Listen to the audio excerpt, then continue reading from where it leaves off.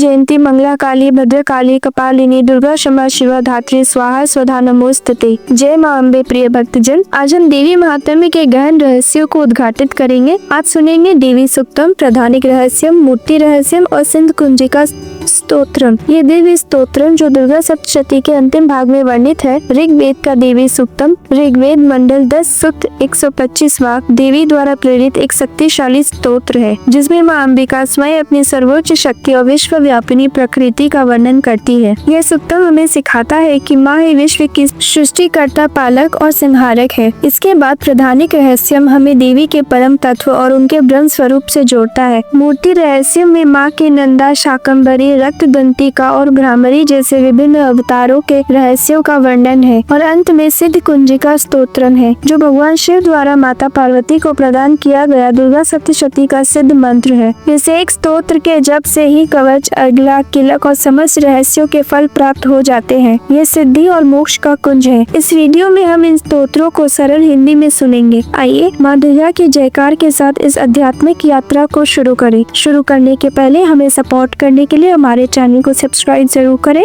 और मेरे वीडियो को लाइक और शेयर भी करें। बोलिए माता रानी की जय। देवी सूक्तम, जो सिंह की पीठ पर विराजमान है, जिनके मस्तक पर चंद्रमा का मुकुट है, जो मर्तक मणि के समान कांति वाली अपनी 4 भुजाओं में शंख, चक्र, धनुष और बाण धारण करती है, 3 नेत्रों से सुशोभित है, जिनके भिन्न भिन्न अंग बंधे हुए बाजूबंद हार, कंकन, खनखनाती हुए करधनी और रुंझुन करते हुए नुपुरों से विभूषित है, तथा जिनके कानों में रत्न जटित कुंडल झिलमिलाते रहते हैं, वे भगवती दुर्गा हमारी दुर्गति दूर करने वाली हो। महर्षि अम्बरीन की कन्या का नाम वाग था। वह बड़ी ब्रह्म ज्ञानिनी थी। उसने देवी के साथ अभिन्नता प्राप्त कर ली थी। उसी के ये उद्गार है, मैं सच्चिदानंद में सर्वात्मा देवी रुद्र, वसु, आदित्य तथा विश्व देवगणों के रूप में विचरती हूँ। मैं ही मित्र और वरुण दोनों को, इंद्र, अग्नि को तथा दोनों अश्विन कुमारों को धारण करती हूँ। मैं ही शत्रुओं का नाशक, आकाशचारी देवता सोम को, त्वष्टा प्रजापति को तथा पूषा और भग को भी धारण करती हूँ। जो हविष्य से संपन्न हो देवताओं को उत्तम हविष्य की प्राप्ति कराता है तथा उन्हें सोम रस के द्वारा तृप्त करता है। कुछ यजमान के लिए मैं ही उत्तम यज्ञ का फल और धन प्रदान करती हूँ। मैं संपूर्ण जगत की अधीश्वरी, अपने उपासकों को धन की प्राप्ति कराने वाली, साक्षात्कार करने योग्य पर ब्रह्म को अपने से अभिन्न रूप में जानने वाली तथा पूजनीय देवताओं में प्रधान हूँ। मैं प्रपंच रूप से अनेक भागों में स्थित हूँ। संपूर्ण भूतों में मेरा प्रवेश है। अनेक स्थानों में रहने वाले देवता जहाँ कहीं जो कुछ भी करते हैं, वह सब मेरे लिए ही करते हैं। जो अन्न खाता है वो मेरी शक्ति से ही खाता है। इसी प्रकार जो देखता है,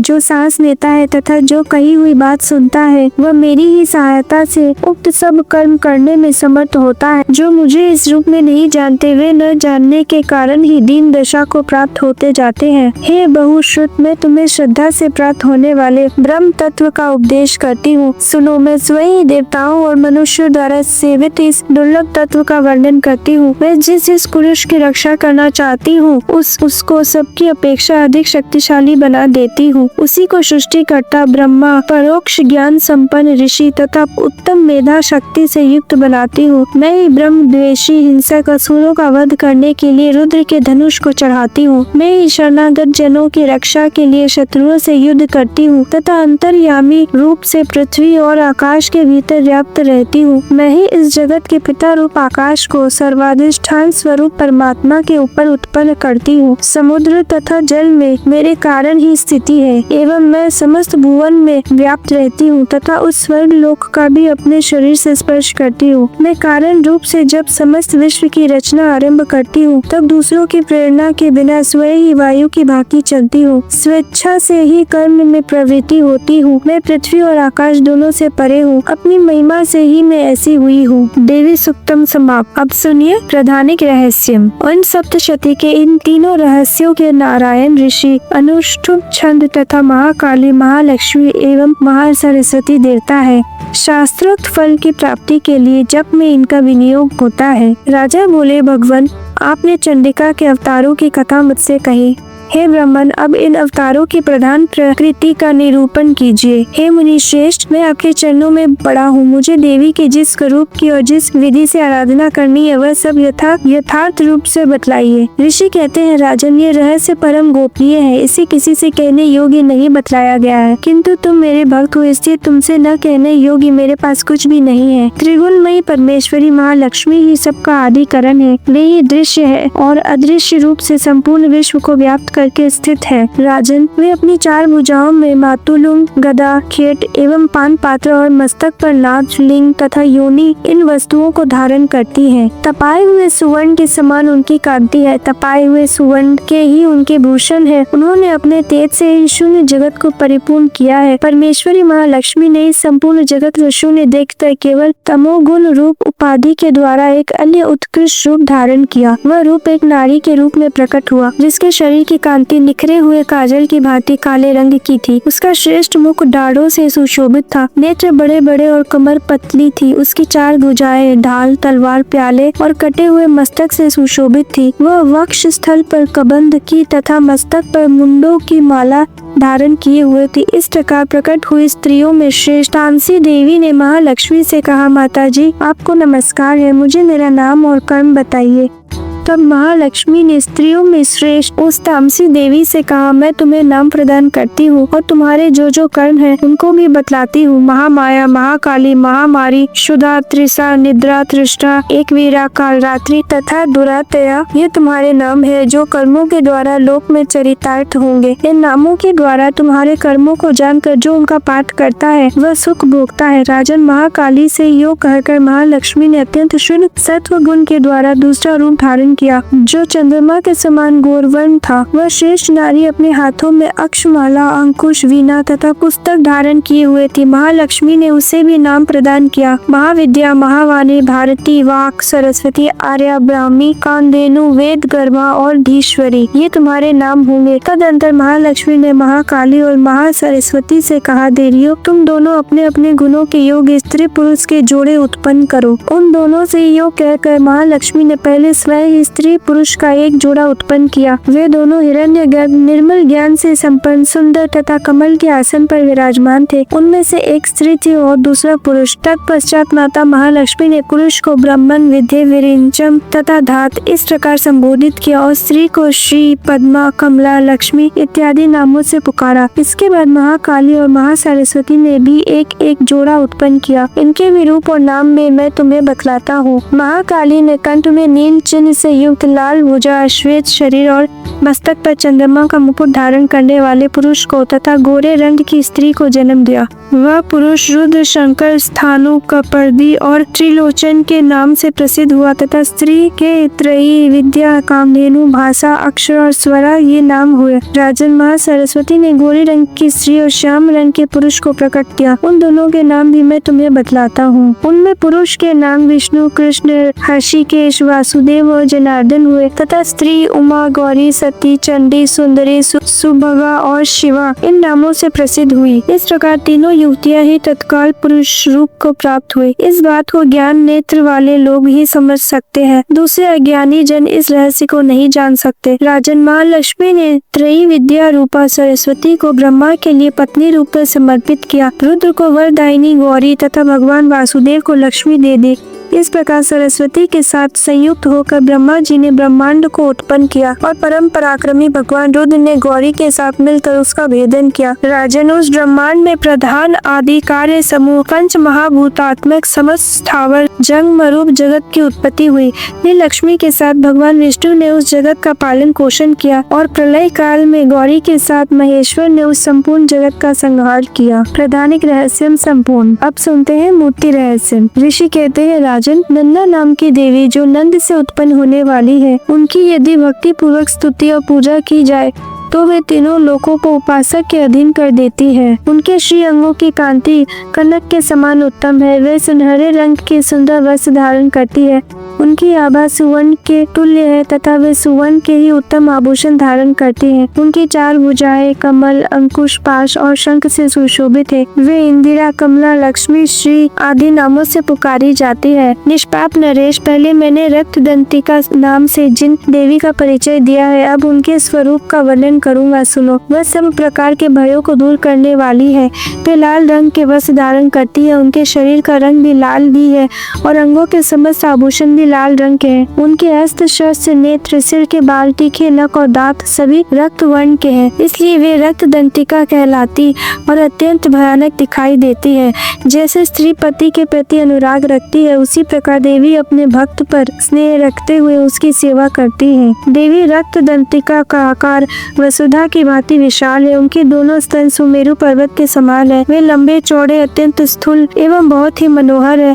कठोर होते हुए भी अत्यंत कमनीय तथा पूर्ण आनंद के समुद्र है। संपूर्ण कामनाओं की पूर्ति करने वाले ये दोनों स्तन देवी अपने भक्तों को पिलाती है। वे अपनी 4 भुजाओं में खड़ग, पान पात्र, मूसल और हल धारण करती है। ये ही रक्त चामुंडा और योगेश्वरी देवी कहलाती है। इनके द्वारा संपूर्ण चराचर जगत व्याप्त है। जो इन रक्त दंतिका देवी का भक्ति पूर्वक पूजन करता है, वह भी चराचर जगत में व्याप्त होता है। जो प्रतिदिन रक्त दंतिका देवी के शरीर का यह स्तवन करता है, उसकी वे देवी प्रेम पूर्वक संरक्षण रूप सेवा करती है। ठीक उसी तरह जैसे पतिव्रता नारी अपने प्रियतम पति की परिचर्या करती है। शाकंभरी देवी के शरीर की कांति नीले रंग की है। उनके नेत्र नीलम के समान है, नाभि नीची है तथा त्रिवल्ली से विभूषित उदर सूक्ष्म है। उनके दोनों स्तन अत्यंत कठोर, सब ओर से बराबर, ऊंचे, गोल, स्थूल तथा परस्पर सटे हुए हैं। वे परमेश्वरी कमल में निवास करने वाली है और हाथों में बाणों से भरी मुष्टि, कमल, शाख समूह तथा प्रकाशमान धनुष धारण करती हैं। पर शाख समूह अनंत मनोवांछित रसों से युक्त तथा क्षुधा, तृषा और मृत्यु के भय को नष्ट करने वाला तथा फल, पल्लव, मूल आदि एवं फलों से संपन्न है। वे ही शाकंभरी, शताक्षी तथा दुर्गा कही गई है। वे शोक से रहित, दुष्टों का दमन करने वाली तथा पाप और विपत्ति को शांत करने वाली है। उमा, गौरी, सती, चंडी, कालिका और पार्वती भी वे ही है। जो मनुष्य शाकंभरी देवी की स्तुति, ध्यान, जप, पूजा, वंदन करता है, वह शीघ्र ही अन्न, पान एवं अमृत रूप अक्षय फल का भागी होता है। भीमा देवी का वर्ण भी नील ही है। उनकी दाढ़ें और दांत चमकते रहते हैं। उनके नेत्र बड़े बड़े हैं। स्वरूप स्त्री का है। स्तन गोल गोल और स्थूल है। वे अपने हाथों में चंद्रहास नामक खड़ग, डमरू, मस्तक और पान पात्र धारण करती है। वे ही एक वीरा, काल रात्रि तथा कामदा कहलाती और इन नामों से प्रशंसित होती है। भ्रामरी देवी कांति विचित्र है। वे अपने तेज मंडल के कारण दूरधरस दिखाई देती है। उनका अंग राग भी अनेक रंग का है तथा वे चित्र विचित्र आभूषणों से विभूषित है। चित्र, भ्रमर, पानी और महामारी आदि नामों से उनकी महिमा का गान किया जाता है। राजन, इस प्रकार जगन माता चंडिका देवी की ये मूर्तियाँ बतलाई गई है, जो कीर्तन करने पर कामधेनु के समान संपूर्ण कामनाओं को पूर्ण करती है। यह परम गोपनीय रहस्य है। इसे तुम्हें दूसरे किसी को नहीं बतलाना चाहिए। दिव्य मूर्तियों का यह आख्यान मनोवांछित फल देने वाला है। इससे पूर्ण प्रयत्न करके तुम निरंतर देवी के जप में लगे रहो। सप्तशती के मंत्रों के पाठ मात्र से मनुष्य 7 जन्मों में उपार्जित ब्रह्म हत्या सदृश घोर पातकों एवं समस्त कलमंसों से मुक्त हो जाता है। मूर्ति रहस्य समाप्त। अब सुनते हैं कुंजिका स्तोत्र। शिवजी बोले, देवी सुनो, मैं उत्तम कुंजिका स्तोत्र का उपदेश करूंगा। जिस मंत्र के प्रभाव से देवी रूप का जप सफल होता है, कवच, अर्गला, किलक, रहस्य, सूक्त, ध्यान, न्यास, यहाँ तक कि अर्चन भी आवश्यक नहीं है। केवल कुंजिका के पाठ से दुर्गा पाठ का फल प्राप्त हो जाता है। यह कुंजिका अत्यंत गुप्त एवं देवों के लिए भी दुर्लभ है। हे पार्वती, इसे स्वयं की भांति प्रयत्न पूर्वक गुप्त रखना चाहिए। यह उत्तम कुंजिका स्तोत्र केवल पाठ के द्वारा मारण, मोहन, वशीकरण, स्तंभन और उच्चाटन आदि आभिचारिक उद्देश्यों को सिद्ध करता है। ओम ऐं ह्रीं क्लीं चामुंडाय विच्चे। ओम ग्लौं हूं क्लीं जूं सम ज्वालाय ज्वालाय ज्वल ज्वल प्रज्वल प्रज्वल। ऐं ह्रीं क्लीं चामुंडाय विच्चे ज्वल हम सम लम शम फट स्वाहा। मंत्र में आए बीजों का अर्थ जानना न संभव है, न आवश्यक है और न वांछनीय, केवल जब पर्याप्त है। हे रुद्र स्वरूपिणी, तुम्हें नमस्कार। हे मधु दैत्य को मारने वाली, तुम्हें नमस्कार है। केटव विनाशिनी को नमस्कार। महिषासुर को मारने वाली देवी, तुम्हें नमस्कार है। शुंभ का हनन करने वाली, विषमों को मारने वाली तुम्हें नमस्कार है। हे माँ देवी, मेरे जप को जागृत और सिद्ध करो। अहंकार के रूप में सृष्टि स्वरूपिणी, हिम के रूप में सृष्टि पालन करने वाली, क्लीम के रूप में काम रूपिणी तथा निखिल ब्रह्मांड की बीज रूपिणी देवी तुम्हें नमस्कार है। चामुंडा के रूप में चंड विनाशिनी और ये कार के रूप में तुम वर देने वाली हो। विच्चे रूप में तुम नित्य ही अभय देती हो। इस प्रकार एम ईम क्लीम चामुंडाई विच्चे तुम इस मंत्र का स्वरूप हो। नाम धीम धूम के रूप में दूर जटी शिव की तुम पत्नी हो। वाम भीम बूम के रूप में तुम वाणी की अधीश्वरी हो। त्राम क्रीम क्रूम के रूप में कालिका देवी, शाम शीम शुम के रूप में मेरा कल्याण करो। हुम होम हुंकार स्वरूपिणी, जम जम जम्ब जम्ब नादिनी, ब्राह्म ब्रीम ब्रूम के रूप में कल्याणकारिणी भैरवी भवानी तुम्हें बार बार प्रणाम। अंग कम चम तम तम पम यम शम विम दुम एम विम हम शम धिजाग्र इन सब को तोड़ो और दीप्त करो। करो स्वाहा। पाम पीम पुम के रूप में तुम पार्वती पूर्णा हो। खाम खिम खुम के रूप में तुम खेचरी अथवा खेचरी मुद्रा हो। साम सिम सुम स्वरूपिणी सप्तशती देवी के मंत्र को मेरे लिए सिद्ध करो। यह कुंजिका स्त्रोत मंत्र को जगाने के लिए है। इसे भक्तिहीन पुरुषों को नहीं देना चाहिए। हे पार्वती, इसे गुप्त रखो। हे देवी, जो बिना कुंजिका के सप्तशती का पाठ करता है उसे उसी प्रकार सिद्धि नहीं मिलती जिस प्रकार वन में रोना निरर्थक होता है। इस प्रकार सिद्ध कुंजिका स्तोत्र संपूर्ण हुआ।